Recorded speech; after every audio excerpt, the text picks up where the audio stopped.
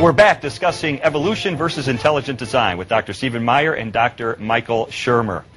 Stephen, the intelligent design movement has been criticized by some by saying, hey, it's just a bunch of Christians trying to get their theological viewpoint propagated. Is that a fair criticism?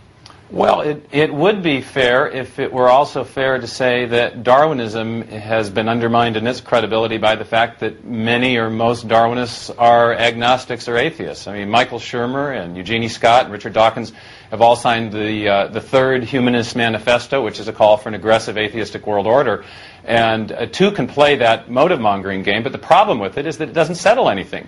You have to evaluate arguments by the quality of the evidence and the reasoning that are used to support them. And there has been Michael Shermer wants to say that belief in intelligent design is a weird belief that's used to justify a prior religious commitment. We think it's a perfectly sensible belief, whatever your religious commitment. If you see evidence of software or something that functions like software, it's perfectly reasonable to infer that there was a programmer. Of course, but when almost every single member I know of your movement is an evangelical Christian, you hardly have any Jews or Baptists or Buddhists or anything like that.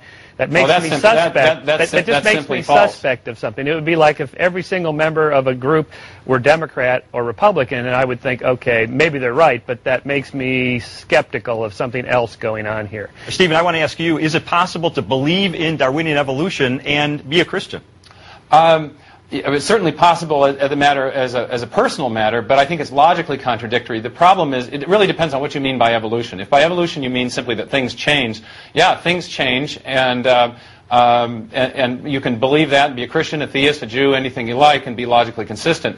What Darwinism says, though, is things change as a result of a purely undirected natural process. I don't see why it couldn't be perfectly reasonable for a believer to think that it or God or whoever used the natural forces to create life as it is. That's how God works. What's wrong with that? Well, that's right. If he uses natural forces, directs them in some way, that's a form of design. That's not what Darwinism says. Darwinism says things look designed, but they're not really, because an undirected process produced the appearance of design. But I mean the actual... A designer can't direct an undirected process. Well, a designer could use natural selection. A designer could do anything he wants, particularly if he's process, isn't it? It's a directed process. Well, I mean, first of all, then why are you an atheist, Michael? And secondly, or an agnostic, or whatever you are. And secondly, Darwin explicitly rejected that interpretation of natural selection. Okay. The whole point of it is that it's natural selection, he said, acting on random variation. If you want to make it, if you want God directing it, it defeats the purpose of my theory, he said. Okay, two answers. One, I don't believe in God because I don't think the evidence is strong enough to make that commitment, which is not a small commitment to make. It's an important, serious one.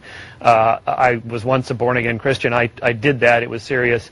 I don't think it's something you take lightly, and my evaluation of the evidence now is it's not enough.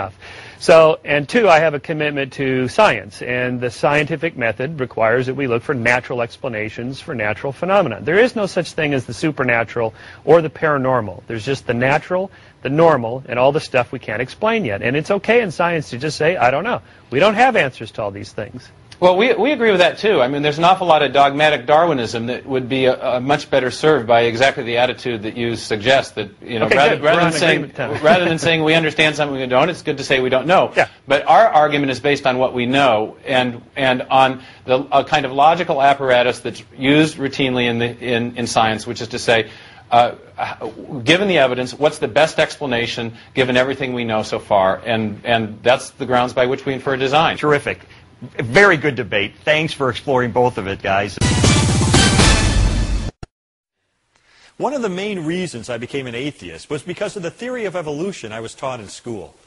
My conclusion was that if chemical evolution can explain the origin of life, and if neo-Darwinism could explain its development and diversity, then God was out of a job. Ironically, though, even though my road to atheism was paved by science, so was my later journey to God.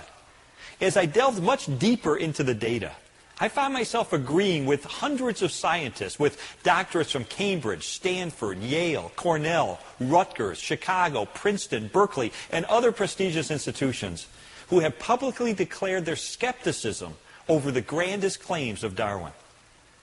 On the positive side, though, I learned that a series of scientific discoveries over the last 50 years in a wide range of scientific disciplines, from cosmology, physics, and astronomy, to biochemistry, genetics, and human consciousness, point powerfully and persuasively toward the existence of a creator.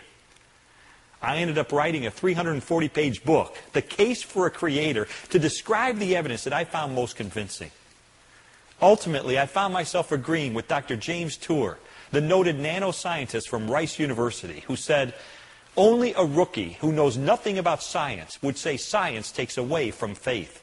If you really study science," he said, "it will bring you closer to God." Do you agree with him?